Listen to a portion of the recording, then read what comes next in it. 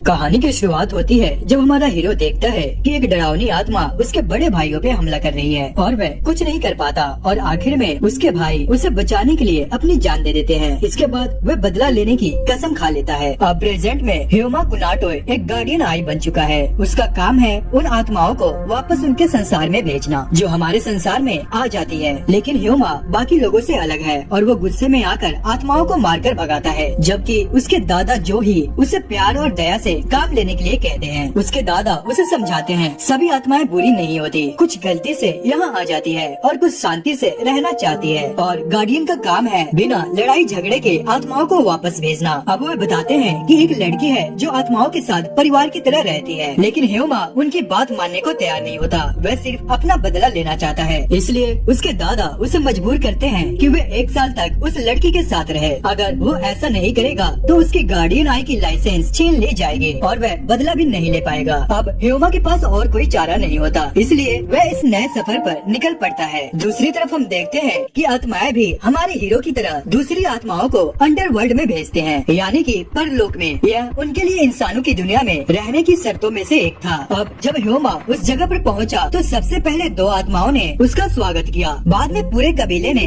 खुद को कुछ डरावने वाले अंदाज में पेश किया। उसके दादा ने पहले ही उसे इनके बारे में बताया था, लेकिन फिर भी ह्यूमा को उन आत्माओं पर भरोसा नहीं था। उसने साफ कह दिया कि उसे किसी भी तरह की आत्माओं से नफरत है और वह उन पर बिल्कुल भी भरोसा नहीं करता। और उसने कहा कि उन्हें उसकी चिंता करने की कोई जरूरत नहीं, वह बस उन्हें दूर से देखेगा और उन्हें राक्षसी मानेगा। लेकिन कबीले की एक आत्मा को ह्यूमा की बातें पसंद नहीं आई और वो स्वागत के तौर पर उसने ह्यूमा को मुक्का मारकर चुप कराने के लिए सोची। लेकिन ह्यूमा ऐसा बर्दाश्त नहीं कर सकता था और दोनों के बीच लड़ाई शुरू हो गई। वह आत्मा तलवारें बना सकता था और लड़ाई में बहुत ही माहिर था, लेकिन ह्यूमा के पास और भी ज्यादा ताकतवर शक्तियाँ थी और वह अपने छल्लों से स्पेस में एक वॉइड बना सकता था जिससे उसके हमले रास्ते की हर चीज को काट सकते थे। अब दोनों में बराबरी की टक्कर चल रही थी, लेकिन बाकी आत्माओं के अनुसार ह्यूमा अपनी पूरी ताकत से नहीं लड़ रहा था और वे सही थे। ह्यूमा अपने हमलों को रोक रहा था, नहीं तो वो आसानी से जीत सकता था। और तलवार चलाने वाले इस योद्धा का नाम नागी था। लेकिन जैसे ही लड़ाई और रोमांचक होने लगी तभी आत्माओं के मालिक के आने की खबर मिली जो इन झगड़ों को रोकने वाले थे। अब इससे पहले कि मामला सुलझता, कबीले की बाकी आत्माओं ने भी ह्यूमा पर हमला कर दिया। इससे ह्यूमा का उन पर भरोसा और भी कम हो गया। अब थोड़ी देर बाद वह महान टीचर वहाँ पहुँचे जो इन आत्माओं के कबीलों का नेतृत्व करते थे, लेकिन तब तक ह्यूमा जमीन पर गिरा हुआ था और उसे वहीं से अपना इंट्रोडक्शन देना पड़ा। अब जब ह्यूमा पूरी तरह से ठीक हो गया तब हमें बोटेन के बारे में और जानने का मौका मिला। वह लड़की जो आत्माओं के साथ रहती थी और उन्हें अपना परिवार मानती थी। उसने ह्यूमा से माफी मांगी और कहा कि जब तक वह अच्छे से बिहेव करेगा तब तक उसके घर में वह रह सकता है। दूसरी तरफ ह्यूमा ने अपना असली काम समझाया। उसने बताया कि वह एक गार्डियन आई है और उनके पास जो शक्ति है वह guardian deity of the east और टिकोयो की दुनिया से आती है। लेकिन ह्यूमा ने गलती से एक बात कह दी। उसने बोटेन को उस आत्माओं से सावधान रहने के लिए कहा जिनके साथ वह रहती थी। अब ये सुनकर बोटेन को बहुत बुरा लगा, क्योंकि वह उन आत्माओं को नौकर नहीं बल्कि अपना परिवार मानती थी। उसने ह्यूमा को चेतावनी दी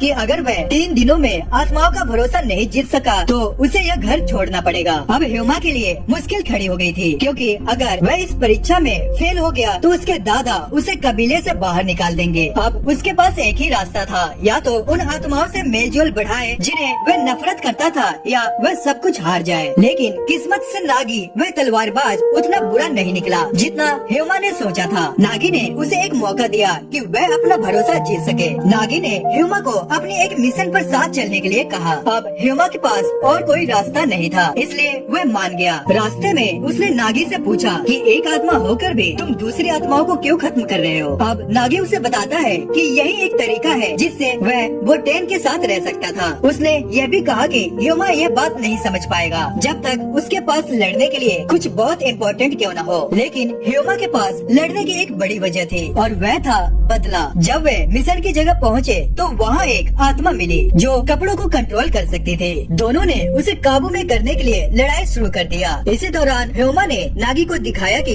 भले ही वह उस पर पूरी तरह से भरोसा न करे, लेकिन उसकी ताकत पर उसे भरोसा है। अब लड़ाई के बाद आत्मा का कब्जा किया हुआ सामान सामने आ गया और इससे एक और बात पता चली कि आत्माओं को इंसानों की दुनिया में आने के लिए किसी चीज पर कब्जा करना पड़ता है। उसी वक्त ह्यूमा ने नागी को बताया कि वह आत्माओं से इतनी नफरत क्यों करता है। उसने बताया कि एक सुकुमोगामी नाम की आत्मा जिसने एक छाते पर कब्जा कर रखा था, उसी ने उसके भाइयों की जान ले ली थी और तभी से उसका सिर्फ एक ही मकसद था और वह था उस आत्मा को खत्म करना। अब ये सुनकर नागी ने ह्यूमा की भावनाओं को समझा, लेकिन बाकी आत्माओं का भरोसा जीतना अभी भी बाकी था। इसलिए ह्यूमा उनके साथ और मिशन करने लगा। एक दिन जब वे इंस्पेक्शन कर रहे थे तो उन्हें वहाँ एक शांत आत्मा मिले, लेकिन जब उसे पता चला कि उसकी जांच नगात्सुकी बोटैन के कबीलों द्वारा की जा रही है तो वह घबरा गई और उसने उन पर हमला कर दिया और ह्यूमा ने जल्दी से अपने साथियों को बचाया और आत्मा को काबू में कर लिया। लेकिन जब ह्यूमा उसे खत्म करने वाला था तब आत्मा ने उससे कहा कि उसने सुना था कि बोटेन का कबीला आत्माओं का शिकार करता है और उसे डर था कि अगला शिकार वही होगी। और यहीं पर ह्यूमा को एहसास हुआ कि हर आत्मा बुरी नहीं होती और उसने अपनी तलवार रोक ली और उसे खत्म नहीं किया। और ह्यूमा ने अपने बदले की आग को रोककर जरूरतमंदों की मदद की और इस वजह से 2 और आत्माओं का भरोसा जीत लिया। अब बोटेन को भी महसूस होने लगा कि शायद ह्यूमा उतना बुरा नहीं है जितना उसने सोचा था। अब वह बाकी आत्माओं के साथ घुलने मिलने की कोशिश करता था, लेकिन हर रात ह्यूमा को अपने भाइयों की कब्रिस्तान में मौत के बुरे सपने आते थे। ऐसा लग रहा था जैसे उसके भाई अपने पुरानी हथियारों की ताकत उसे सौंप रहे हैं। अब कुछ दिनों बाद ह्यूमा ने लगभग पूरे कबीलों की आत्माओं के सिग्नेचर हासिल कर लिए थे जो अब उसे पसंद करने लगे थे। यू नाम की आत्मा बाकी थी जो सबसे ज्यादा गंभीर थी और ह्यूमा से सबसे ज्यादा नफरत करते थे। दूसरी तरफ एक गैंग भी था जो बोटैन के कबीलों से नफरत करता था और वे उन्हें गद्दार मानते थे क्योंकि वे अपनी जाति की आत्माओं को शिकार बनाते थे। इसलिए वे कबीले पर हमला करने की प्लानिंग बना रहे थे। और इसी बीच ह्यूमा और यू एक मिशन पर गए, लेकिन यू को ह्यूमा पर बिल्कुल भरोसा नहीं था और उसने उसे दखल देने भी नहीं दिया, खासकर क्योंकि ह्यूमा पहले ही देर से पहुंचा था। अब यू का सिग्नेचर लेने के लिए ह्यूमा को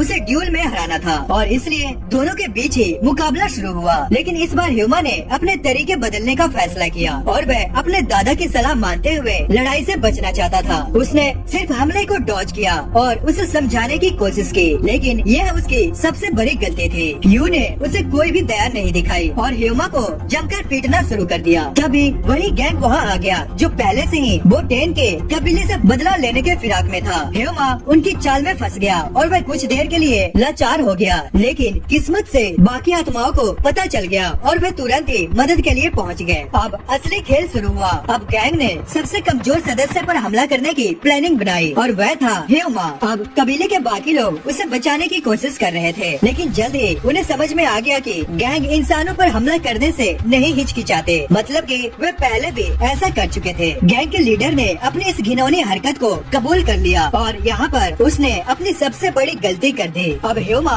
गुस्से से आग बबूला हो गया और उसने जैसे ही ये बात सुनी उसने अपनी पूरी जोर लगाकर खुद को छुड़ाया और अब असली लड़ाई शुरू होने वाली थी। अब ह्यूमा ने अपनी काबिलियत साबित कर दी और वह उनसे आजाद हो गया जिनसे आत्माएं तक खुद को नहीं छुड़ा पाई थी। इसके बाद उसने आत्माओं को मारना शुरू कर दिया। अब जब उसे पता चल गया था कि वह घटिया और बेरहम आत्माओं से लड़ रहा है तो उसके पास अब पीछे हटने का कोई कारण नहीं था। वह बिना किसी दया के रास्ते में आने वाले हर आत्माओं को मारना शुरू कर दिया और लास्ट में जब वह गैंग के नेता के पास पहुंचा तो उस आदमी ने बोला, तू भी हमारी तरह एक खूनी राक्षस है जो सिर्फ तबाही मचाना चाहता है। लेकिन इससे पहले कि वह अपनी बात पूरी करता ह्यूमा ने उसे भी खत्म कर दिया। वह सिर्फ आत्माओं को उनके लोक में नहीं भेज रहा था बल्कि पूरी तरह से उनका अस्तित्व खत्म कर रहा था। अब ये देखकर कबीले के नेता को एहसास हुआ कि ह्यूमा वही इंसान था जिसकी उन्हें जरूरत थी। यही ताकत थी जिसकी वजह से उन्होंने उसे अपने कबीले में जगह दी थी। अब इस भयानक लड़ाई के बाद ह्यूमा को आखिरकार यू का भरोसा मिल गया और इसका मतलब था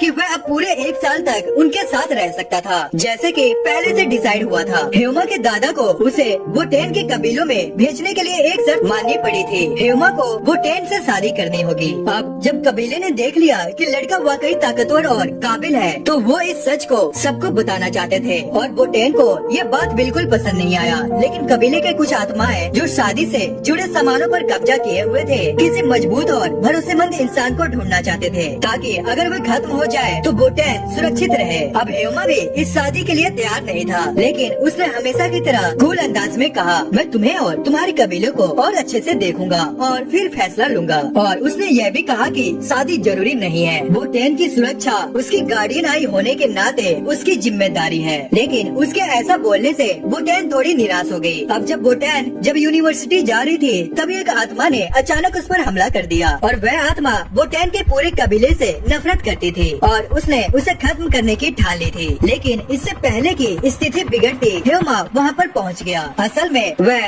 बोटैन से माफी मांगने आया था क्योंकि उसे लगा था कि उसने उसे निराश किया है। अब जैसे ही ह्योमा ने बोटैन को बचाने के लिए हमला किया तभी कबीले के मेंबर्स भी वहाँ पर आ गए। लेकिन वे इतने घबराए हुए थे कि अपने ही गार्डियन आए ह्योमा पर हमला कर बैठे और अब असली लड़ाई शुरू होने वाली थी। अब ह्योमा ने बोटैन से माफी मांगी। उसने समझाया कि उसका इरादा ऐसा नहीं था और इसके बाद बोटैन ब्लश करने लगी और उसे माफ कर दिया। और इसके बाद ह्योमा ने बोटैन की सुरक्षा को और मजबूत करने का फैसला किया। उसने शक्तिशाली ताबीज और कुछ मंत्र पढ़े ताकि कोई भी आत्मा उस तक ना पहुँचे। लेकिन जल्द ही उसके कबीले के लोग भी इस ताबीज के कंट्रोल में आने लगे। उनकी ताकत इतनी ज्यादा थी कि उन्होंने अपने ही साथियों को कमजोर करना शुरू कर दिया और आखिरकार ह्योमा को मजबूरी में उस ताबीज को हटाना पड़ा। इसी बीच ह्योमा के दादा और कबीले के कुछ इम्पोर्टेंट सदस्य मीटिंग के लिए बुलाए गए। उन्हें काई नाम के एक शक्तिशाली आत्मा ने बुलाया था। काई एक खतरनाक लेकिन एक समझदार आत्मा थी जिसने गार्डियन आई के साथ एक शांति समझौता किया था। पर सवाल ये था कि गार्डियन आई आखिरकार एक आत्माओं के कबीलों में क्या कर रहा था। असल में बोटैन बहुत कीमती थी और शिकारी और आत्माओं के ग्रुप दोनों को ही ये मंजूर नहीं था कि गार्डियन आई इतने कीमती चीज के करीब रहे और ये दोनों भी काई की तरह ही सोच रहे थे। उन्हें शक था कि ह्योमा सिर्फ बोटैन की ताकत हासिल करने के लिए वहाँ रह रहा था। लेकिन ह्योमा ने अपनी तेज बुद्धि और एक्सपीरियंस की वजह से उन्हें चकमा दे दिया और तेज वार करके उन्हें चौंका दिया और इससे स्थिति और भी बिगड़ गई। ह्योमा को लगा कि उसने एक को हरा दिया है और दूसरे को फंसा लिया है। लेकिन असल में कुछ भी ऐसा नहीं था। आत्माएं उससे भी ज्यादा ताकतवर थी। जब लगा कि ह्योमा जीत रहा है तभी दोनों आत्माओं ने उसे दबोच लिया। अब हालात और खराब हो गई। उनमें से एक आत्मा अपनी सीलिंग टेक्निक का इस्तेमाल करने लगी। अब उन्होंने ह्योमा को तड़पाना शुरू कर दिया और उसे बेबस कर दिया और उनका मेन मकसद था ह्योमा से सभी जानकारी निकालना। अब तक ह्योमा को ये बात समझ में आ गई थी कि ये आत्माएं सिर्फ शिकारी कबीलों की कमजोरियां ढूंढ रही थी। उसे लगा कि ये सिर्फ इलाके की सीमा को लेकर लड़ रहे हैं। लेकिन असल बात कुछ और थी और वह हकीकत बहुत ही खतरनाक थी। ह्योमा पूरा चौंक गया जब उन आत्माओं ने बोटैन की शक्तियों के बारे में पूछा। उन्होंने कहा कि क्या ह्योमा वहाँ सिर्फ बोटैन की ताकत को हासिल करने के लिए आया था। अब ह्योमा को समझ आया कि ये बात सिर्फ हंटर और आत्माओं के ग्रुप के बीच एक भयानक युद्ध को जन्म दे सकती है। पर असल में ह्योमा ने जानबूझकर खुद को पकड़वाया था ताकि वह उनसे कुछ अहम जानकारियाँ निकलवा सके। लेकिन अब जब ये बात सामने आ चुकी थी तो ह्योमा ने खुद को आजाद कर लिया और अब वह उन आत्माओं से सवाल करने लगा। लेकिन तभी अचानक से यू बीच में आ गई और उसने झगड़ा रोक दिया। यू ने समझाया कि ये कोई आम आत्माएं नहीं है। ये कुछ हद तक डिटेक्टिव या बाउंटी हंटर्स जैसी थी क्योंकि उन्हें इंसानों की दुनिया में रहने की परमिशन थी। इसलिए ह्योमा उनके खिलाफ कोई कार्रवाई नहीं कर सकता था। अब उन लोगों के चले जाने के बाद ह्योमा को कुछ गहरा शक हुआ। अब उसे यकीन हो गया कि बोटैन सिर्फ एक आम लड़की नहीं थी। उसके अंदर कोई बड़ा रहस्य छुपा हुआ था। लेकिन हकीकत क्या थी? अब आप सोच रहे होंगे कि बोटैन और ह्योमा हाथ में हाथ डालकर कहाँ जा रहे हैं। क्या ये सच में एक डेट है? लेकिन रुको, इसके पीछे भी एक रीजन है। आधे घंटे पहले ह्योमा ने डिसाइड किया था कि वह बोटैन के रहस्य को किसी भी कीमत पर जानेगा। लेकिन अब असली खुलासा होने वाला था। ह्योमा बोटैन से सच्चाई जानना चाहता था, इसलिए उसने उसे अकेले मिलने के लिए बुलाया। लेकिन बोटैन को लगा कि ये कोई डेट है, जिससे वह घबरा गई और उसे मना कर दिया। इसके बाद हावरी कबीले के नेता ने खुद ह्योमा को बुलाया और कहा कि वह बोटैन के बारे में कुछ जरूरी बात बताना चाहती है। पर यह मुलाकात असल में एक स्पाई मिशन थी। हावरी ने कहा, तुम अपने ध्यान से चारों तरफ देखो, कुछ महसूस होता है? अब जैसे ही ह्योमा ने देखा उसके रोंगटे खड़े हो गए। सैकड़ों छुपी हुई आत्माएं बोटैन को देख रही थी। अब हावरी ने बताया कि आत्माएं इंसानों की दुनिया में आने के लिए किसी चीज पे कब्जा करती है। लेकिन एक बहुत ही खतरनाक आत्मा थी जो किसी चीज पे नहीं बल्कि एक इंसान पे कब्जा कर चुकी थी और वह इंसान और कोई नहीं बल्कि खुद बोटैन थी। हालांकि वह आत्मा अब तक बोटैन के अंदर सोई हुई थी, लेकिन उसकी शक्तियाँ काफी ज्यादा थी और यही वजह थी कि चारों तरफ से आत्माएं उसकी ओर खींची चली आ रही थी। लेकिन आत्माओं को बोटैन के पास आने की सख्त मनाही थी और यहाँ तक कि हंटर्स भी उसके पास नहीं जा सकते थे, क्योंकि अगर उसकी शक्ति किसी गलत इंसान के हाथ लगी तो दुनिया का संतुलन बिगड़ सकता था। और यही रीजन था कि बाकी सभी लोग ह्योमा से नाराज थे, क्योंकि वो बोटैन के बहुत करीब आ चुका था। और यही एक वजह थी कि बोटैन हमेशा अकेली रहती थी, क्योंकि उसकी भयानक ऊर्जा इंसानों को दूर भगा देती थी। और जब ह्योमा को इसके बारे में पता चला तो वो बिल्कुल डरा नहीं और उसने ये ठान लिया कि वो बोटैन की पूरी तरह से सुरक्षा करेगा। दिया। अब उसे यकीन हो गया था कि कबीले की आत्माएं बुरी नहीं थी, बल्कि वे भी बोटैन को बचाने की कोशिश कर रहे थे। दोस्तों, अब आगे क्या होगा? क्या ह्योमा बोटैन की इस रहस्यमयी शक्तियों को संभाल पाएगा या फिर कोई बड़ा खतरा आने वाला है? अब ह्योमा को यह एहसास हो गया था कि बोटैन के लिए आत्माओं का यह कबीला उतना ही जरूरी था जितना उसके लिए उसके भाई थे, और वह कभी नहीं चाहता था कि बोटैन अकेली रहे। अब काफी समय बीत चुका था और पूरी शहर बर्फ से ढक रखी थी, और अब ह्योमा और उन आत्माओं के बीच भी रिश्ता पहले से बेहतर हो चुका था। पर जब सब कुछ सही चल रहा था, तभी एक बड़ी मुसीबत आ टपकी। तभी ह्योमा की मुलाकात एओजी नाम के एक पुराने दुश्मन से होती है, जो अब एक अनएक्सपेक्टेड एली बन जाता है। एओजी को बोटैन की आत्माओं में से एक ने काम पर रखा था, और वह एक चौंकाने वाली खबर लाता है कि बोटैन पे 3 बड़े हंटर्स क्लैन नजर गड़ाए बैठे हैं, और ये हंटर्स बोटैन से डरते थे क्योंकि उसके अंदर छुपी ताकत बहुत ही ज्यादा खतरनाक थी, और उनका मानना था कि इससे पहले की आत्मा पूरी तरह जागे बोटैन को खत्म कर देना चाहिए। अब ह्योमा के लिए ये खबर किसी झटके से कम नहीं थी। इसी बीच ह्योमा को क्योटो के सबसे बड़े शिकारी कबीले से बुलावा आता है, पर वह अब इस शहर में अपनी नई जिंदगी बिता रहा था, और शिकारी कबीले ने उससे हंटिंग मिशन की पूरी जानकारी मांगी। ह्योमा के दादा काता मोरी नाम के इस कबीले के नेता से सावधान रहने को कहते हैं, क्योंकि ये आदमी भेड़ की खाल में भेड़िया हो सकता है। पर ह्योमा के पास और कोई चारा नहीं होता। ह्योमा काता मोरी से मिलता है, और यह आदमी उसे हैरान कर देता है। वह उसके साथ बहुत ही फ्रेंडली बिहेव करता है, यहाँ तक कि अपने गार्डियन योद्धाओं को बुलाकर दिखाता है कि वे आत्माओं को कैसे खत्म करते हैं। लेकिन असल में इस फ्रेंडली बिहेवियर के पीछे कोई बहुत ही बड़ा रहस्य छिपा हुआ था। अब ह्योमा एक ऐसे माहौल में फंस चुका था जहाँ दोस्त और दुश्मन में फर्क करना बहुत ही मुश्किल हो रहा था। पर अब क्वेश्चन ये है कि क्या ह्योमा इस जाल से बच पाएगा, या फिर बोटैन को उन शिकारी कबीले से बचाना संभव हो पाएगा? तभी हम आगे देखते हैं कि ह्योमा की मुलाकात उस शिकारी कबीले के बुजुर्ग नेता से होती है, जिसने उसे 2 शर्तें दी। पहले की अपने हर मिशन की पूरी रिपोर्ट देनी होगी, और दूसरी यह थी कि बोटैन को खत्म करना होगा, क्योंकि उस बुजुर्ग हंटर का मानना था कि बोटैन की शक्तियाँ बेहद खतरनाक थी, और अगर उसने कभी अपना कंट्रोल खो दिया तो पूरी ह्यूमैनिटी बर्बाद हो सकती है। और पहले भी इस कबीले ने उसे मारने की कोशिश की, लेकिन आत्माओं ने उसकी हमेशा ही रक्षा की। अब जब ह्योमा उनके साथ रह रहा था तो उन्होंने उसे यह काम सौंपना चाहा, पर ह्योमा ने बिना 1 सेकंड की देरी किए इसे इनकार कर दिया, और वह उनसे कहता है बोटैनिया उसके परिवार को छूने की कोशिश भी मत करना। और उसका यह जवाब शिकारी कबीले के बुजुर्ग को बिल्कुल भी पसंद नहीं आया, और बुजुर्ग नेता उसकी एक भी बात सुनना नहीं चाहता था। और तभी उन्होंने ह्योमा को जबरदस्ती काबू में करने और उसे इस काम के लिए मजबूर करने की प्लानिंग बनाई। पर ह्योमा ने न सिर्फ उनके हमले को रोका, बल्कि कड़ी टक्कर भी दिया। उसने एक शिकारी को हवा में उड़ा दिया। अब सारे चौंक गए, क्योंकि अब तक वो ह्योमा को एक नौसिखिया समझ रहे थे। पर जैसे ही उन्होंने उसके शरीर पे गहरे घाव के निशान और उसकी असली ताकत देखी तो वो दंग रह गए। पर इसके बावजूद भी वो बुजुर्ग नेता ह्योमा को अभी भी कमजोर समझ रहा था, लेकिन वह नहीं जानता था कि उसने किससे पंगा लिया है। उस बुजुर्ग हंटर ने ह्योमा की ताकत को कम बताया और कहा कि गांव में किए गए कारनामे इस शहर की असली शक्ति के सामने कुछ भी नहीं, और इसका फर्क दिखाने के लिए उसने कई आत्माओं को ताबीजों से कंट्रोल करके उन्हें छोड़ दिया, और यही उसकी सबसे बड़ी गलती थी। और इसके बाद ह्योमा ने अपनी असली डीमन पावर को जगाया और अपने हथियारों की मदद से उन सभी आत्माओं को चुटकियों में ही खत्म कर दिया। उसकी तेज और खतरनाक फाइटिंग स्किल को देखकर सभी हैरान के हैरान रह गए, खासकर वो बुजुर्ग हंटर की बेटी त्सुबाकी। इसके बाद उस लड़की ने लड़ाई में हिस्सा लेने से मना कर दिया, क्योंकि वो बस ह्योमा के असली पावर्स को देखना चाहती थी।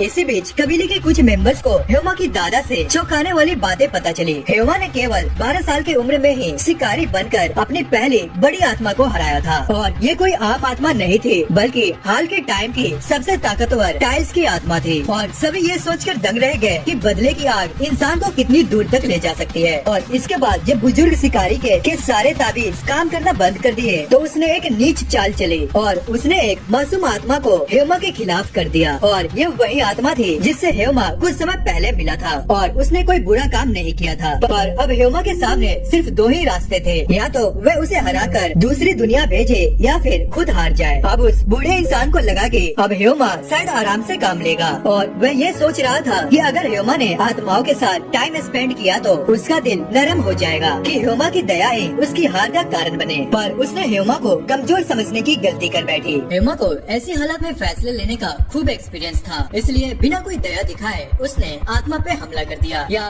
कम से कम सबको ऐसे ही लगा। असल में उसने सिर्फ उस आत्मा को आजाद करने के लिए हमला किया था, ताकि उस पर लगाया गया कंट्रोल हटाया जा सके। सिर्फ कुछ ही सेकंड सेकंड्स में उसने बाकी आखिरी हंटर्स को हरा दिया और वो बूढ़ा हंटर को कोने में ला खड़ा कर दिया। अब उस बुढ़ऊ के पास सिर्फ 2 ही रास्ते थे, या तो ह्योमा को इलाकों की गश्त करने दे या अपनी जान गवा दे। इसी दौरान तत्सुबाकी ह्योमा में दिलचस्पी दिखा रही थी। असल में उसने ह्योमा के भाइयों से उनकी मौत से पहले मुलाकात की थी। उसने उसे अपना फोन नंबर भी दिया ताकि वे कांटेक्ट में रहे। अब उस इंसिडेंट के बाद ह्योमा उस आत्मा को नगात्सुकी परिवार के घर ले गया। हालांकि बोटैन को इस पर कुछ अजीब शक होने लगा कि ह्योमा बाहर क्या कर रहा था, लेकिन गलतफहमी दूर होने के बाद बोटैन और ह्योमा ने मिलकर उस औरत को असली जगह पर छोड़ दिया। अब वापस लौटकर ह्योमा ने बोटैन को बताया कि उसे पहले से ही उसकी असली सच्चाई पता थी और बोटैन के अंदर मौजूद वो रहस्यमयी आत्मा की बात वो जान चुका था। लेकिन उसने बोटैन को भरोसा दिलाया कि जब तक वो गार्डियन आई है उसे किसी चीज की चिंता करने की कोई जरूरत नहीं है। इसी दौरान ह्योमा ने अपने अतीत की वो दर्दनाक कहानी भी बताई कि कैसे उसने अपने भाइयों को खोया और बदले की आग में वो हंटर्स बन गया। इधर आत्माएं और ज्यादा पक्की हो गई कि ह्योमा ही बोटैन के लिए सबसे सही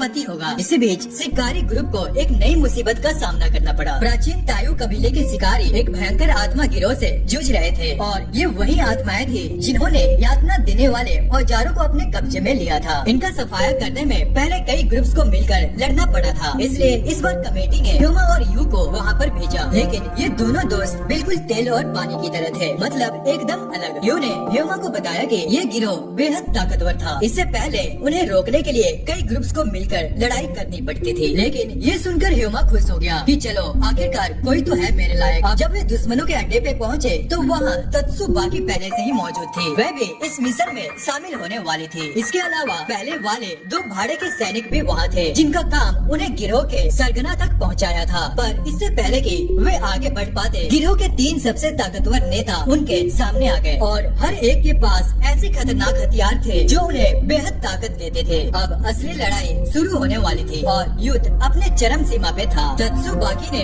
आग पर कंट्रोल करने वाले दुश्मनों का सामना किया, जबकि ह्योमा ने एक बेहद खतरनाक दुश्मन को चुनौती दी जो एक विशाल आरी का इस्तेमाल कर रहा था और वह इतना ताकतवर था कि उसने यू पर भी एक जबरदस्त हमला कर दिया और यू उसे रोक भी नहीं पाई और सिर्फ ह्योमा ही अपने शक्तिशाली ताबीजों की बदौलत उससे बराबरी की टक्कर ले पा रहा था। अब जब आरी वाला सरगना ह्योमा से हारता दिखा तो उसने अपनी आत्मा को हथियार से जोड़ लिया। अब वह और भी ज्यादा खतरनाक रूप में बदल चुका था। अब इस नई मुसीबत का सामना करने के लिए ह्योमा और यू को मिलकर लड़ना पड़ा। यू ने एक जोरदार हमला किया और ह्योमा ने इसी मौके का फायदा उठाकर एक आखिरी वार किया और आखिरकार वो डीमन स्पिरिट का अंत हो गया। और मिशन खत्म होने के बाद तत्सुबाकी ने ह्योमा को एक चौंकाने वाली बात बताई। उसने बताया कि वह पहले से ही उसके भाइयों से मिल चुकी थी और वह उनसे बहुत ही ज्यादा इम्प्रेस थे और उनके जैसी ताकत पाने के लिए एक खतरनाक आत्मा जो छतरी में समा चुकी थी का पीछा कर रही थी। तत्सुबाकी ने ह्योमा को अपने कबीले में शामिल होने का प्रस्ताव दिया ताकि वह उस आत्मा के बारे में ज्यादा से ज्यादा जानकारी इकट्ठा कर सके। अब यू जो ये बातचीत सुन रहा था उसे लगा कि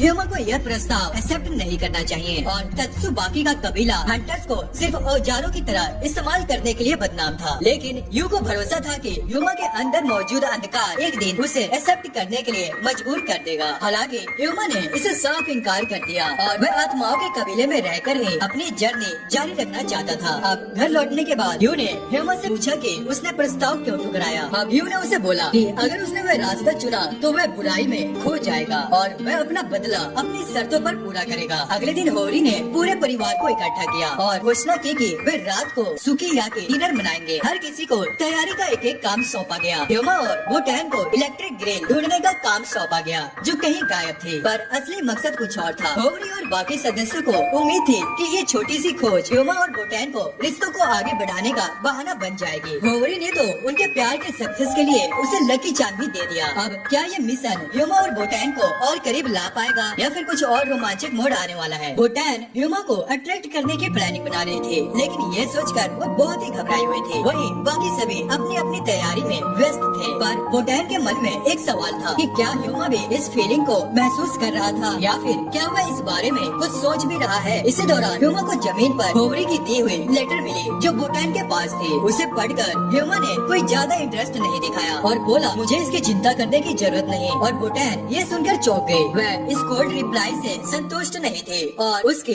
फीलिंग्स जानना चाहती थी। बोटैन ने सच्चाई जानने की पूरी कोशिश की, लेकिन इसी दौरान दोनों एक दूसरे से टकरा गए। ह्योमा पहली बार ब्लश करने लगी और शर्म की वजह से उसके गाल भी लाल पड़ गए। आखिरकार आखिरकार दोनों ही अपनी फीलिंग्स छिपा नहीं सके और रात होते ही सबने मिलकर खूब शानदार खाना खाया और बहुत एंजॉय किया। इसके बाद ह्यूमा ने बोटैन से कहा कि नागात्सुकी परिवार उसे अपने भाइयों की याद दिलाता है। उसने यह भी माना कि बोटैन के पास एक अद्भुत परिवार है और कुछ दिनों बाद ह्यूमा को एक स्पेशल हंटिंग अपैरल स्टोर से इनविटेशन मिला, क्योंकि आमतौर पर हंटर सुरक्षा कवच पहनते हैं ताकि चोटों से बचा जा सके। लेकिन ह्यूमा हमेशा बिना किसी सुरक्षा से लड़ता था और हर बारी बुरी तरह जख्मी हो जाता था। अपने घाव को बढ़ने से रोकने के लिए उसने इस बार उनका कहा माना। जैसे ही ह्यूमा स्टोर पहुंचा, उसकी मुलाकात तत्सुबाकी से हुई। तत्सुबाकी ने खास तौर ह्यूमा के लिए एंट्री पक्की करवाई थी, क्योंकि उसने पहले ही देख लिया था कि ह्यूमा बिना सुरक्षा कवच के लड़ता था और उसने तुरंत ही बोटैन को ह्यूमा के प्यार के लिए अपनी राइवल मान लिया। और अब बस लड़ाई सिर्फ हंटर्स और आत्माओं की ही नहीं थी, बल्कि ह्यूमा के दिल पर कब्जा करने की भी थी। वाह भाई, एक से भले दो। अब स्टोर के अंदर ह्यूमा को पता चला कि ये हंटर्स कवच कोई नॉर्मल कपड़े नहीं थे, बल्कि ये खास आत्माओं की शक्ति से बने थे जो कपड़े के रूप में थे। इन्हें पहनने के लिए हंटर्स को पहले उन आत्माओं का भरोसा जीतना पड़ता था और उनसे इंटरेक्ट करना पड़ता था। लेकिन ह्यूमा ने खुद को सबसे अलग साबित किया। बाकी हंटर्स इन कवचों पर पूरी तरह से निर्भर थे, लेकिन ह्यूमा ने यह दिखाया कि वह अपने कड़े फिजिकल ट्रेनिंग की वजह से बिना किसी सुरक्षा के भी जबरदस्त हमले कर सकता है। और यही देखकर कपड़ों की आत्माओं ने उसे एक्सेप्ट कर लिया और ह्यूमा को नया शिकारी कवच भी मिल गया। अब ह्यूमा पहले से भी ज्यादा ताकतवर और खतरनाक बन चुका था। अब क्या बोटैन और तत्सुबाकी के बीच कोई रोमांटिक जंग शुरू होगी? क्या ह्यूमा का नया कवच उसे और भी ज्यादा ताकतवर बनाएगा? और आगे कौन सी नई मुसीबत आने वाली है? ह्यूमा ने अपनी ताकत को साबित कर दिया और जादुई कपड़े अब उसकी रक्षा करने के लिए तैयार थे। कपड़ों ने उसे अपने योग्य धारक मान लिया, इससे उसकी लड़ाई की शक्ति और भी ज्यादा बढ़ गई। इसी बीच तत्सुबाकी ने बोटैन को चेतावनी दी, अगर तुमने ध्यान नहीं दिया तो मैं ह्यूमा को तुमसे छीन लूंगी, समझे ना? अब बोटैन को यह सुनकर हल्का जलन तो महसूस हुआ, लेकिन उसने इसे नजरअंदाज करने की कोशिश की। अब ह्यूमा बोटैन का इंतजार कर रहा था, तभी अचानक काई वहाँ आ धमका। काई को ह्यूमा की असली ताकत जानते थे, इसलिए उसने उसे लड़ाई के लिए चेतावनी दी और उसके साथ बेत्सुकी नाम की एक लड़की भी थी, जिसने एक शक्तिशाली बैरियर बना दिया ताकि कोई उनकी लड़ाई में दखल ना दे सके। अब ह्यूमा ने बिना समय गवाए तुरंत ही हमला कर दिया, लेकिन उनके पावर्स में बहुत ही ज्यादा डिफरेंस था। काई अब तक का सबसे ताकतवर आत्मा निकला जिससे ह्यूमा का सामना हुआ था। उसकी ताकतवर कवच ने उसे कई शक्तियाँ दी थी, जिससे ह्यूमा के लिए लड़ाई और भी ज्यादा मुश्किल हो गई थी। काई ने ह्यूमा का मजाक उड़ाया और कहा कि क्या तुम्हें सच में लगता है कि तुम उस भूत को हरा सकते हो जिसने तुम्हारे भाइयों को मारा था इतने कमजोर ताकत के साथ? और ये सुनकर ह्यूमा बहुत ही आग बबूला हो गया। अब उसे समझ में आ गया कि काई को उस स्पेक्टर के बारे में जानकारी थी जिसने उसके परिवार को बर्बाद कर दिया। अब ह्यूमा गुस्से में आकर एक डीमन की तरह टूट पड़ा और पूरी ताकत से उस पे हमला किया। उसने काई को पहली बार चोट पहुंचाई, लेकिन काई की ताकत अभी भी बहुत ज्यादा थी। उसने कुछ ही पलों में उसने ह्यूमा को फिर से दबोच लिया और उसे लाचार कर दिया। इसी दौरान कबीले के आत्माओं ने काई की मौजूदगी को महसूस कर लिया और बीच में कूद पड़ी। अब काई लड़ाई जारी रखना चाहता था, लेकिन उसके साथ ही इत्सुकी पहले ही पकड़ में आ चुकी थी। उसने काई की शक्ति को सील कर दिया और कहा, अब तुम्हारा खेल खत्म। असल में काई ह्यूमा को हराने नहीं आया था, बल्कि उसकी पावर्स को परखने आया था। और जाते जाते काई ने ह्यूमा से एक सवाल किया, तुम अपनी असली ताकत का इस्तेमाल क्यों नहीं कर रहे? और यह सुनकर ह्यूमा चौंक गया। काई ने बताया कि रिंग्स ह्यूमा की असली हथियार नहीं है, बल्कि वह उन्हें अपने भाइयों के गम में पहनता है। अगर तुम वाकई अपने भाइयों की मौत का बदला लेना चाहते हो तो तुम्हें अपने असली शक्ति को अपनाना होगा। ह्यूमा ने अपने भाइयों की हत्या करने वाले छाते के बावजूद बोटैन को बचाने का फैसला किया। जब छाते ने बोटैन के अंदर छुपी शक्तियों को हड़पने की कोशिश की तो ह्यूमा ने पूरी ताकत से उसका सामना किया। इसके बाद दूर खड़ी बोटैन ये सुनकर चौंक गई। ह्यूमा के लिए वह सिर्फ एक जिम्मेदारी नहीं बल्कि एक वचन थी, लेकिन ह्यूमा जानता था कि उसकी मौजूदा ताकत बदलने के लिए काफी नहीं है। इसलिए उसने खुद को और मजबूत बनाने के लिए कुछ महीने के लिए कबीले को छोड़ने का फैसला किया। और कई महीनों की हार्ड ट्रेनिंग करने के बाद ह्यूमा फिर से बोटैन के सामने आया और बोटैन को अब भी लग रहा था कि ह्यूमा उसे अपने परेशानियों की जड़ मानता है। लेकिन ह्यूमा ने उसे बताया कि वह इसलिए नहीं गया था। मैं जानता हूँ कि मेरे भाइयों की मौत के लिए सिर्फ और सिर्फ वह दुश्मन आत्मा जिम्मेदार है, लेकिन मैं तुम्हारे साथ रहूंगा और तुम्हारी रक्षा करता रहूंगा, कम से कम तब तक जब तक मैं अपना बदला पूरा नहीं कर लेता। लेकिन बोटैन को डर था और वो कहती है, जो भी इंसान मेरे करीब आता है उसे मौत मिलती है, जैसे तुम्हारी चाची जिसे तुम सबसे ज्यादा प्यार करते थे। लेकिन ह्यूमा डर से मस नहीं हुआ और वो कहता है, तुम्हें चिंता करने की कोई जरूरत नहीं है, मैं तुम्हें छोड़कर कभी नहीं जाऊंगा। अब समय बीतता गया और ह्यूमा इस परिवार का हिस्सा बन चुका था। एक दिन बोटैन कमरे की सफाई कर रही थी, तभी उसे उसे अपनी दादा की पुरानी पाइप मिली। उसने उस पल को याद किया जब ह्योमा उनके घर में रहने आया था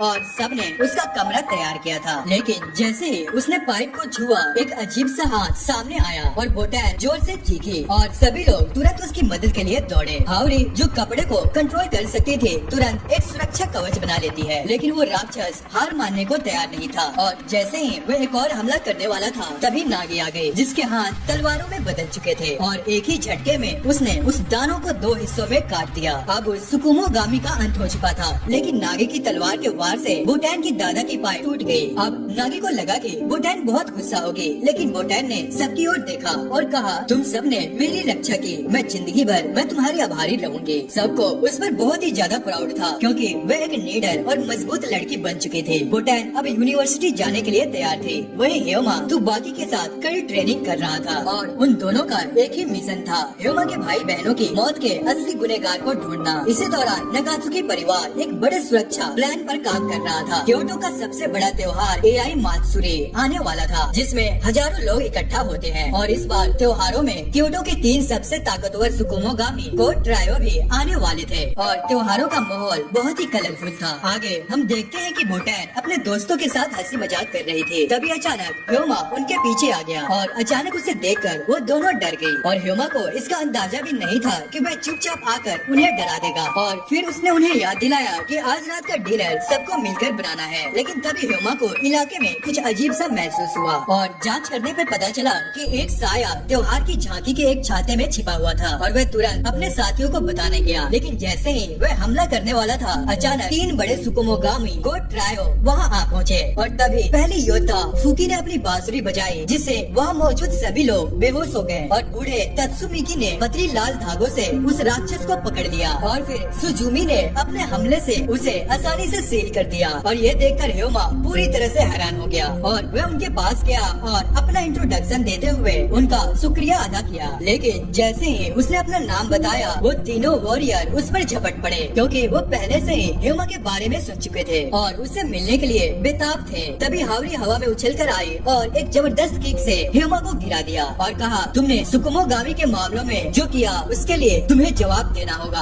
और जब ह्योमा ने जब ऊपर देखा तो कोड ट्रायो वहाँ खड़े थे। उसे समझ आया कि उन्होंने ही उसकी मदद की थी। इसके बाद हावरी ने ह्योमा को ऑर्डर दिया कि वह तुरंत श्री कातोरी को रिपोर्ट करे, लेकिन उसका ट्रांसमीटर खराब था और रेडियो सिग्नल नहीं मिल रहा था और वह पास की सड़क पर गया और तभी उसकी नजर एक अजीब छाते पे पड़ी और इसी छाता को देखकर उसे अपने भाई बहनों की दर्दनाक मौत याद आ गई। यही वो छाता था जिस दिन उसके भाई बहनों ने उसे पहली बार सुकुमोगामी के खिलाफ लड़ाई देखने बुलाया था, लेकिन उस दिन वे एक खतरनाक जाल में फंस गए थे। एक राक्षस ने गार्डियन आइस की सभी टेक्निक्स को बेअसर कर दिया था और ह्योमा सिर्फ देखता रह गया और उसने अपने भाई बहनों को बेरहमी से मरता देखा और अब ठीक उसके सामने वही छाता पड़ा था और जैसे ही उसने उसे ध्यान से देखा, उसे एक मिस्टीरियस स्पिरिट दिखाई दी। उसने ह्योमा को बहुत ही डरावने अंदाज से देखा। क्या ये वही दानव आत्मा थी जिसने उसके भाई बहनों को मारा था, या क्या ह्योमा बदला लेने के लिए तैयार है? और त्योहारों की रौनक के बीच खतरों का नया दौर शुरू हो चुका था। त्योहार के दिन सभी लोग जश्न का आनंद ले रहे थे, जिसमें ह्योमा भी शामिल था और स्टेज पे एक शानदार परफॉर्मेंस हो रही थी। तभी कगामी उसके पास आई और उसे याद दिलाया कि उन्होंने पूरा दिन साथ बिताने का वादा किया था और दोनों ने पार्क में सैर की और एक इटालियन रेस्टोरेंट में खाना भी खाया और नए कपड़े ट्राई किए। और तभी ह्योमा को एहसास हुआ कि उसने कभी इस तरह की मस्ती नहीं की थी। उसने अपनी पूरी जिंदगी बस ट्रेनिंग और सुकुमोगामी से लड़ाई पे ही फोकस की थी, लेकिन कगामी ने उसे ठान लिया था कि वह उसे अब असली मजे करना सिखाएगी। और पूरे दिन मस्ती करने के बाद दोनों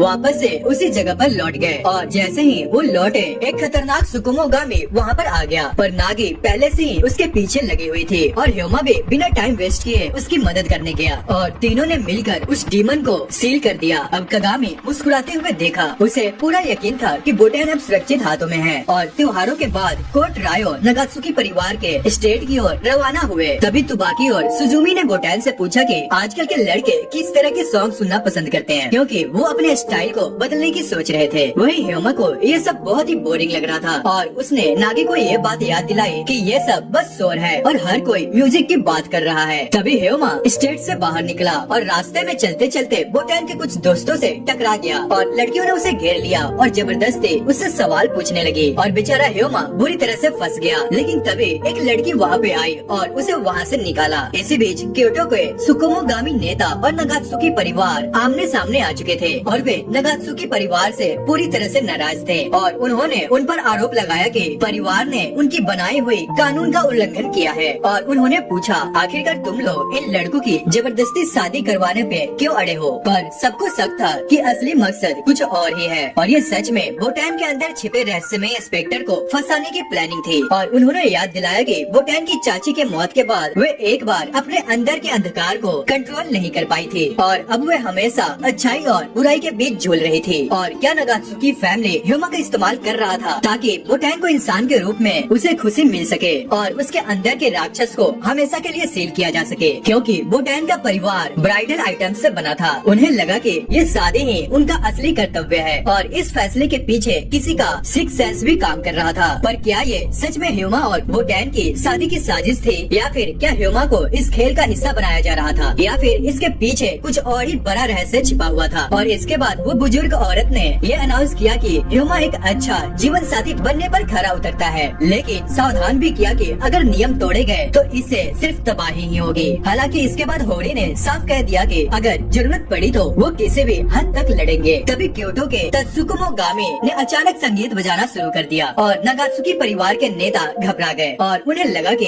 ये किसी हमले की शुरुआत है, लेकिन असली मकसद कुछ और था। तत्सुमुगामी बस ये जानना चाहते थे कि उनकी डाउट सही थी या नहीं और उस बुजुर्ग औरत ने कहा कि वे तब तक विरोध नहीं करेंगे जब तक कोई उनकी प्लानिंग में दखल न दे। और बैठक का असली कारण एक खतरनाक तत्सुमुगामी के बारे में बात करना था जिसे हाल में ही शहर में देखा गया था और हेमा को तुरंत एहसास हुआ कि वे उसी राक्षस के बारे में बात कर रहे थे जिसे उसने कुछ दिन पहले देखा था। और अगले कुछ दिनों में भूटान अपने दोस्तों के साथ यूनिवर्सिटी में बिजी थी और उनका एक क्लब था जिसके लिए उन्हें किसी मजबूत आदमी की जरूरत थी। और उसके बाद भूटान ने हेमा को बुलाया और वे तुरंत ही उसके मदद के लिए तैयार हो गया। लेकिन जैसे ही हेमा यूनिवर्सिटी पहुंचा, सिक्योरिटी गार्ड्स ने उसे गिरफ्तार कर लिया और गार्ड्स को लगा कि वे कोई अपराधी है। हालांकि भूटान के आने पे ये गलतफहमी दूर तो हो गई, लेकिन और इसके बाद भूटान के दोस्तों ने उसका वेलकम किया और उसे चाय भी ऑफर की। लेकिन तभी लड़कियों ने हेमा से भूटान के साथ उसके रिश्तों पे क्वेश्चंस पूछने शुरू कर दिए और बेचारा हेमा घबरा गया और वो वहाँ से भाग निकला। और भूटान को इस बात पर बहुत गुस्सा आया और रास्ते में उसके दोस्तों ने समझाया कि वे बस हेमा को जानना चाहते थे, लेकिन भूटान इस पर कुछ सोच रही थी। तभी भूटान को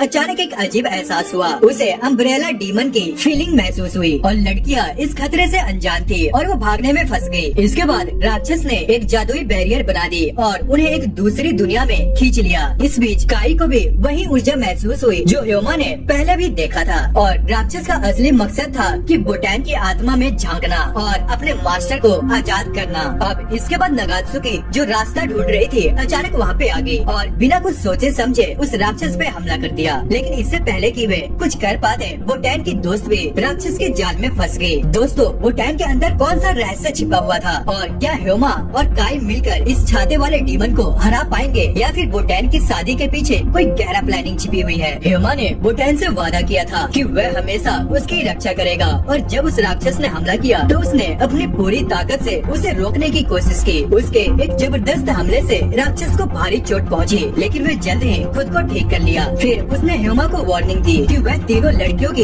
रक्षा कैसे करेगा। उसी समय फूकी अपने शक्तिशाली बांसुरी के साथ वहाँ पहुँचा और उसने हेमा से कहा कि वह लड़कियों की रक्षा की चिंता न करे बल्कि पूरी ताकत से राक्षस से लड़े। और राक्षस इस लड़ाई को लेकर बहुत ही ज्यादा एक्साइटेड था क्योंकि वह अपने भाई बहनों की मौत का बदला लेना चाहता था। अब हेमा इस लड़ाई को लेकर बहुत ही ज्यादा एक्साइटेड था क्योंकि वह अपने भाई बहनों की मौत का बदला लेना चाहता था। हालांकि हेमा जानता था कि ये राक्षस बहुत ही ज्यादा डेंजर है, लेकिन उसे अब भी शक था कि क्या ये वही राक्षस था जिसने उसके भाइयों को मारा था, क्योंकि इसका रंग रूप उसके बचपन की यादों से अलग था। उसे अपने गुस्सों पर काबू रखकर सोच समझकर लड़ाई करनी थी। तभी दुश्मन ने अपने शक्तिशाली हथियारों को बुलाया और बैरियर को सोख लिया। अब हेमा को लगा कि राक्षस भागने की कोशिश कर रहा है, तो उसने उसे वार्निंग दी कि वह उसे किसी भी हालत में इंसानों को नुकसान नहीं पहुंचाने देगा। लेकिन पलक झपकते ही राक्षस गायब हो गया और अचानक उसके पीछे आ गया। जब हेमा ने हमला किया तो दुश्मन ने आसानी से उसे चकमा दे दिया और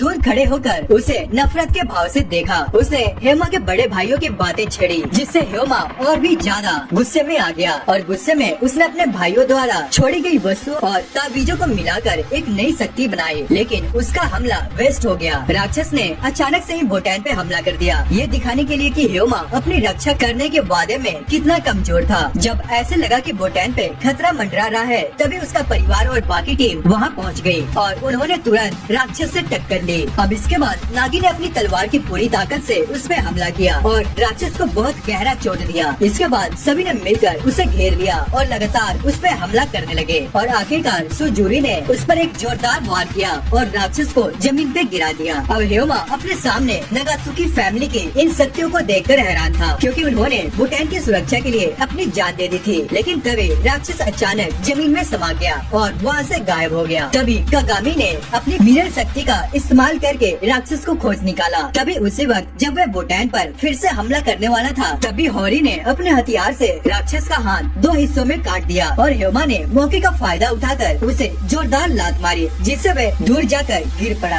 अब क्योटो के सुकुमोगामी योद्धा और नागात्सुकी परिवार मिलकर इस राक्षस को हमेशा के लिए सील करने के लिए रेडी थे। अब राक्षस ने अपनी हार मान ली और अजीब से मुस्कुराते हुए वहाँ से गायब हो गया और सभी के बीच उस बूढ़े सुमिकी ने यह घोषणा की कि वह सील किए गए वस्तु को गार्डियन आई की सुरक्षा में रखेगी। उन्होंने यह भी बताया कि बाद में वे ह्योमा के भाइयों की मौत के बारे में जानकारी जुटा सकते हैं। फिलहाल सभी को नियमों का पालन करना होगा। तभी वह बूढ़ी औरत ने सभी को आदेश दिया कि वे दिन भर अब आराम करें। ह्योमा को इस बात पर डाउट हुआ कि जिस राक्षस को वह इतने सालों से ढूंढ रहा था, उसे इतनी आसानी से हरा दिया गया। बाद में हॉरी ने ह्योमा को थैंक्स बोला क्योंकि उसने बोटैन की रक्षा की, लेकिन ह्योमा ने कहा कि असल में उसने ऐसा कुछ नहीं किया, उसने बस दुश्मन को हराने पे ध्यान दिया था और असली सुरक्षा तो बाकियों ने की थी। और ये सुनकर उसके चेहरे पे एक अजीब सा दुख झलकने लगा। तभी बोटैन को अचानक अजीब सा महसूस हुआ और उसकी आंखें चमकने लगी और तभी हॉरी ने तुरंत आदेश दिया कि सभी लोग जल्दी से नागात्सुकी हवेली लौटे और वे दौड़ते हुए हवेली पहुँचे। लेकिन वहाँ जाकर जो देखा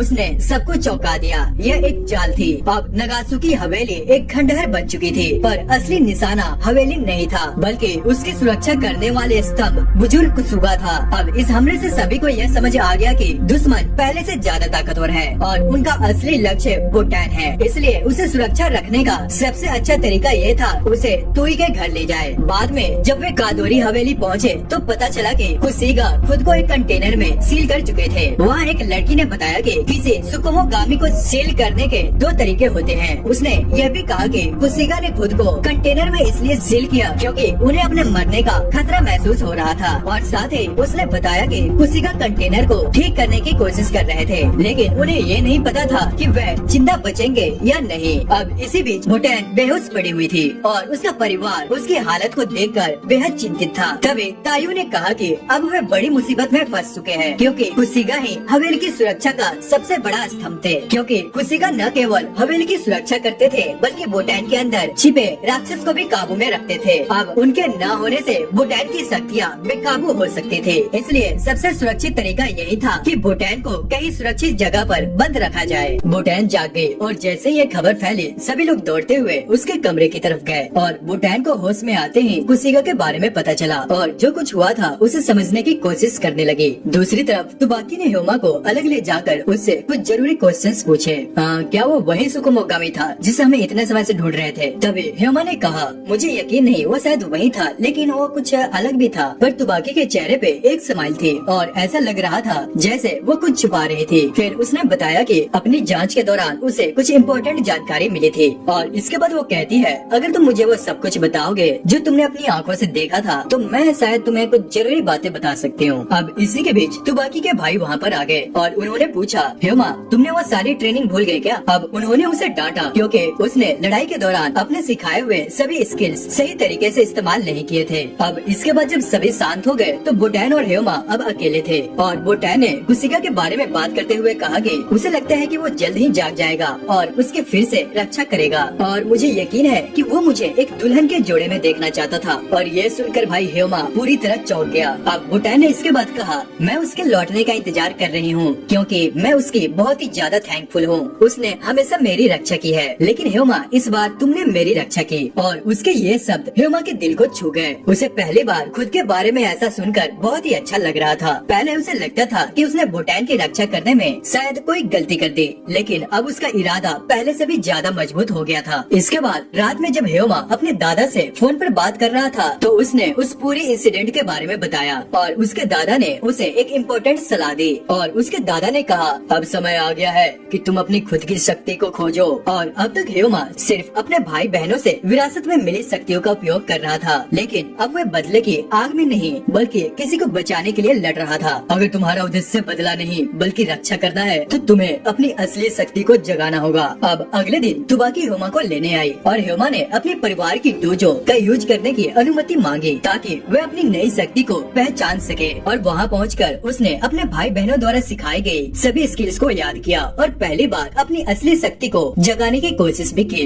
इसके बाद वो पहली कोशिश में फेल हो गया और चारों ओर सन्नाटा छा गया और सब उसे देख रहे थे। अब क्या ह्योमा अपनी शक्ति को पहचान पाएगा या फिर वो हार मान लेगा? इसके बाद ह्योमा अपने भाइयों की ताकत के टुकड़ों पर इतना निर्भर हो गया था कि उसने अपनी खुद की शक्ति से जुड़ने की क्षमता ही खो दी थी। लेकिन अब उसका समय आ गया था कि वो खुद को पहचाने। इसके बाद तायू ने बोटैन और ह्योमा को बुलाकर एक इम्पोर्टेंट खबर दी कि बोटैन, जब तक कुशिका नहीं लौटता तुम्हारे यूनिवर्सिटी जाना बहुत खतरनाक होगा। और इसके बाद उसने हावरी को भी नई मिशन के बारे में बताया। याकिमा कबीला, जो कि 3 सबसे ताकतवर ग्रुप्स में से एक था, वे नगात्सुकी परिवार से मिलना चाहते थे और वे यह तय करने वाले थे कि क्या बोटैन अब भी उनकी सुरक्षा में रहेंगे या नहीं। अब इसके बाद हावरी ने पूरे परिवार को इकट्ठा किया और इस सिचुएशन के बारे में उन्हें बताया। अब हम इस बैठक को टाल नहीं सकते, लेकिन हमें हर हाल में बोटैन की सुरक्षा का इंतजाम करना होगा। तभी वहाँ पे अचानक से म्यूजिशियंस की ग्रुप वहाँ पे आ गई और उन्होंने नगात्सुकी परिवार को एक प्रस्ताव दिया, हम बोटैन की रक्षा करेंगे, लेकिन हावरी ने एक शर्त रखी, अगर तुम उसकी रक्षा करोगे तो अपनी जान की कीमत पर भी उसे बचाना होगा। अब उन्होंने कहा, हम तैयार हैं। अब अगली सुबह बोटैन कुछ सोच रही थी।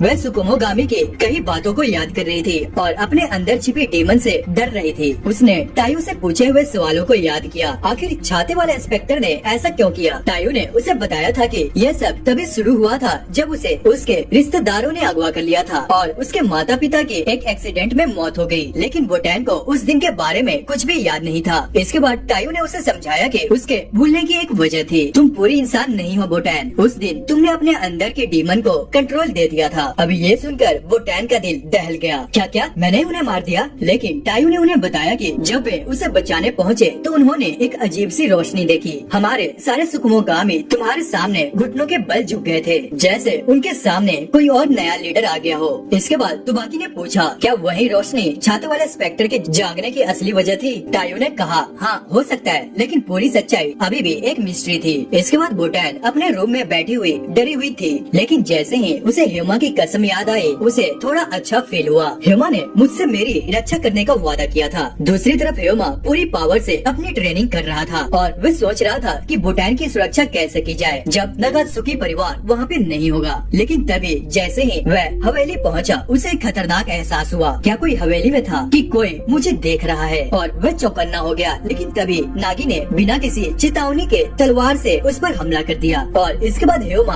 कैटामोरी स्टाइल का इस्तेमाल करते हुए खुद को बचाने में सक्सेस रहा और दूसरी बार नागी ने उस पर हमला किया। लेकिन इस बार ह्योमा ने धुएं का पर्दा बनाकर उसे चकमा दे दिया और जब नागी ने तीसरी बार वार करने की कोशिश की तो ह्योमा ने अपनी तलवार से पलटवार किया और पूछा, अगर तुम इसी तरह बोटैन की रक्षा करने वाले हो तो क्या सच में तुम उसे बचा पाओगे? और इतना कहते ही ह्योमा ने अपनी नई शक्ति का इस्तेमाल कर नागी की तलवार के 2 टुकड़े कर दिए और इसके बाद नागी ने एक स्माइल किया और कहा, तो तुमने अपनी शक्ति को कंट्रोल करना सीख लिया है, ग्रेट। दरअसल ये एक हमला नहीं बल्कि ह्योमा की परीक्षा थी और इसके बाद ह्योमा ने कसम खाई कि मैं बोटैन की रक्षा आखिरी दम तक करता रहूंगा। और रात में नगात्सुकी परिवार बोटैन से विदा लेकर टोक्यो के लिए निकल पड़े और वे याकिमा परिवार से मिलने जा रहे थे। लेकिन इस बैठक नतीजा अभी भी कुछ पता नहीं था। उधर दूसरी तरफ तायू के ऑफिस में एक गंभीर बात चल रही थी। कुछ लोग बोटैन को बहुत ही खतरनाक मानते थे और उसे सील करने की प्लानिंग बना रहे थे। लेकिन तायू ने उन्हें कहा, फिलहाल हम कोई कदम नहीं उठाएंगे। हालांकि वहाँ मौजूद लोग अब भी बोटैन से डरे हुए थे, लेकिन बोटैन शांत थी। मैं यहाँ तब तक मदद करूंगी जब तक मेरी जरूरत है, उसने मुस्कुराते हुए कहा। और इसके बाद नगात्सुकी परिवार की कार तेजी से टोक्यो की ओर बढ़ी। हालांकि उनमें से ज्यादातर लोग बैठक को लेकर चिंतित थे, सिर्फ कागामी को छोड़कर। अब इसके बाद हावरी ने सबको शांत रहने के लिए कहा, हमें ये नहीं पता है कि वे हमें कैसे एक्सेप्ट करेंगे। लेकिन तभी एक विशाल इंस्पेक्टर पूरी ताकत से उनकी कार पे झपट पड़ा। दूसरी तरफ बोटैन लगातार नए लोगों से मिल रही थी। वह ऑफिस में सौदे तय कर रही थी, फेवर्स एक्सेप्ट कर रही थी और विजिटर्स भेंट के रूप में उसे खाना दे रहे थे। अब ह्योमा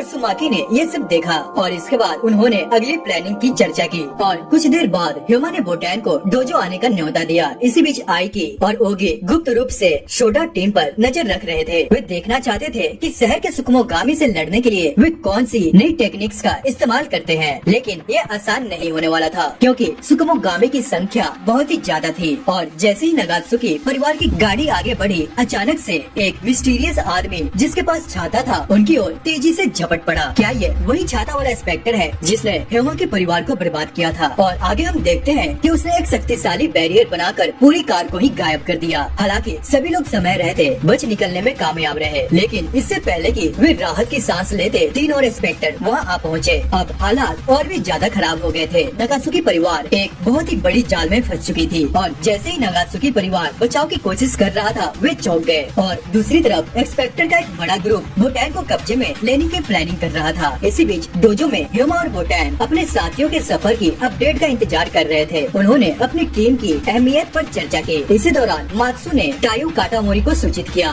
कि सुकुमोगामी ज्यादा विरोध नहीं कर रहे। यह अजीब लग रहा है। और कुछ देर सोचने के बाद उन्हें एक भयानक सच्चाई का एहसास हुआ। ये इंस्पेक्टर हमले के लिए नहीं बल्कि ध्यान भटकाने के लिए भेजे गए थे। अब ये साफ हो गया कि ब्यूरो पेपर अम्ब्रेला इंस्पेक्टर के साथ मिलकर काम कर रहा था। इसी बीच ह्यूमा और बोटैन पर भी हमला कर दिया गया। अब इसके बाद दुश्मन ने प्रस्ताव रखा, अगर तुम बोटैन को हमारे हवाले कर दो तो हम लड़ाई से बच सकते हैं। इसके बाद टायू ने बोटैन की रक्षा करने का फैसला किया। भले ही उसने उनके जीवन में कितने भी मुश्किलें क्यों न आई हो, हम बोटैन को दुश्मन के हवाले नहीं करेंगे। लेकिन यह जवाब सुजुमी के लिए एक्सेप्टेबल नहीं था। अब हालात और भी ज्यादा बिगड़ते जा रहे थे। टायू के पास एक बड़ा दांव था। सुजुमी और उसके साथी बोटैन की सही लोकेशन नहीं जानते थे, लेकिन तभी टीम ने एक चौंकाने वाली सच्चाई खोजी। पहले जिन सुकुमोगामी को हरा दिया गया था वे अब फुकी नामक दुश्मन के कंट्रोल में थे और वह एक बांसुरी से उन्हें कंट्रोल कर रहा है। और अब ये लड़ाई बहुत ही ज्यादा मुश्किल होने वाली थी। अब बोटैन और ह्यूमा भी अब गंभीर मुसीबत में थे। उन पर सुमाबी ने हमला किया था जो अपनी पूरी ताकत झोंक कर उन्हें रोकने की कोशिश कर रहा था। अब इसके बाद ह्यूमा को यह समझ आ गया था कि यह दुश्मन उन्हें कमजोर करने की प्लानिंग बना चुका था। और इसके बाद वो कहता है, बोटैन अपने कान को ढक लो। ह्यूमा जानता था कि सुमुकी की शक्तियाँ बेहद खतरनाक थी, लेकिन इसी बीच ह्यूमा बुरी तरह से घायल हो गया और अब उसे तेजी से बचकर वहाँ से निकलना था। हालांकि ह्यूमा ने बचाने की पूरी कोशिश की, लेकिन उनके दुश्मन उन पर लगातार हमला करते रहे और संख्या में कम होने के बावजूद ह्यूमा ने एक विशाल चट्टान सूर पर गिरा दी। लेकिन लड़ाई अभी भी खत्म नहीं हुई थी। सुबाकी ने पूरी ताकत से उन्हें रोकने की कोशिश की, जिससे भगाना लगभग असंभव हो चुका था। तभी वहाँ पे एक इंसिडेंट हुई। सागु जो अब तक अपनी ताकत छुपाए हुई थी, एक झटके में ही एक विशाल चट्टान को तोड़ देती है और अपनी असली ताकत को सामने लाती है। अब इसके बाद ह्यूमा जो पूरी तरह से घायल था फिर भी बाण को सौंपने से इनकार कर देता है और उसकी यह हिम्मत देखकर सुबाकी एक और घातक हमला करती है, जिससे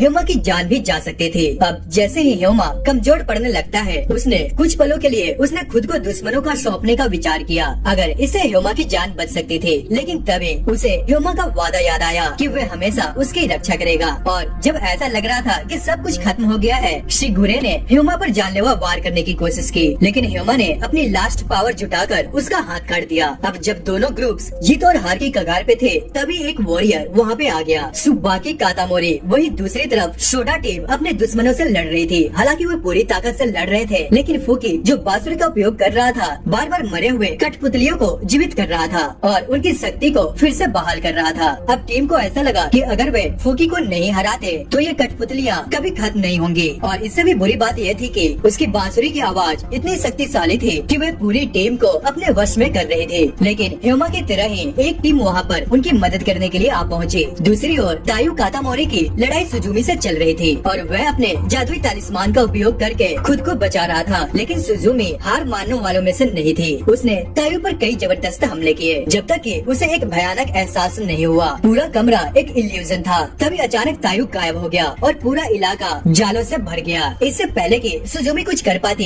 एक विशाल राक्षस वहाँ पे आ गया और उसे जकड़ लिया। अब जब धूल हटा तो तायो इमारत के बाहर खड़ा था। अब एक और शक्तिशाली दुश्मन हार चुका था। ह्यूमा की लड़ाई के दौरान सुबाकी कातामोरी बिल्कुल सही समय पर पहुंची। उसने तुरंत शूर की असली पहचान का पता लगाया, जानते हुए कि ह्यूमा अब अपनी सीमा पर था और उसने उसे डिफेंसिव पोस्चर अपनाने के लिए सलाह दी। इसके बाद बिना कोई समय गवाए उसने सुमिकी पर घातक हमला कर दिया। लेकिन इसी बीच सूर ने पर हमला करने की कोशिश की। सुमिकी की पावर्स इतनी ज्यादा थी कि उसने पूरे बैटलफील्ड पर कब्जा कर लिया। दिया और अब असली लड़ाई शुरू होने वाली थी। क्या ह्योमा और बान इस खतरनाक युद्ध से बच पाएंगे या फिर तत्सुबाकी की एंट्री हालात बदल पाएगी। तत्सुबाकी पूरी तरह से शक्ति के नशे में डूबी हुई थी और वह इन दोनों विरोधियों को हराने का इनाम अपने नाम करना चाहती थी और वह कई डेंजरस हथियारों और शक्तियों का इस्तेमाल कर रही थी। लेकिन क्या ये सूर और सुमाकी को हराने के लिए काफी थी? हालांकि वह पहले से घायल थी। तत्सुबाकी को एक पुरानी याद अचानक से याद आ गई। जब क्योटो सुनोमी और सोएन के बीच युद्ध हुआ था, तत्सुबाकी कातामोरी अपने दुश्मनों को हंसते हुए हराती थी और इसी वजह से तबेकी ने तत्सुबाकी से लड़ने से बचने का फैसला किया।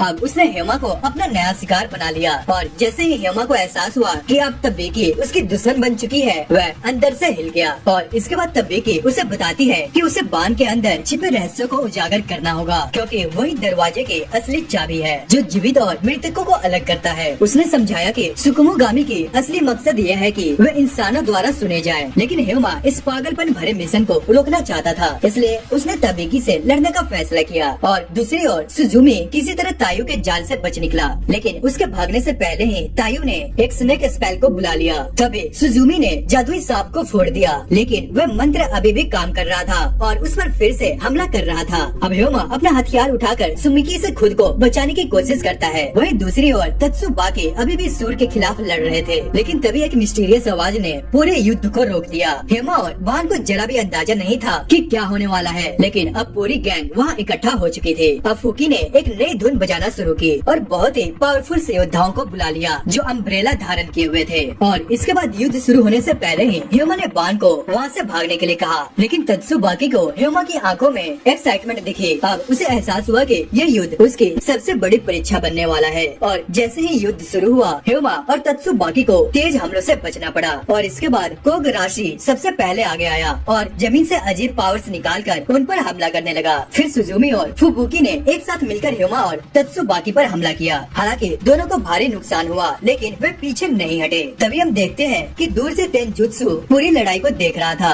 लेकिन उसकी नजर बान पर ही टिकी हुई थी। बान हेमा की बात मानकर भागने की कोशिश कर रही थी, लेकिन वह हिल भी नहीं पा रही थी, क्योंकि फुकी की शक्तियों ने उसे पूरी तरह से जकड़ रखा था। और इससे भी बुरा यह था कि सूर अचानक से उसके पीछे आ टपका। पास्ट के कुछ टेरिबल सीन्स घूमने लगे जो उसकी सबसे बड़ी चोट और डर बन चुके थे। तो दोस्तों, ये पार्ट यहीं पे खत्म होता है। तो अगर आपको ये वीडियो पसंद आए तो वीडियो को लाइक और चैनल को सब्सक्राइब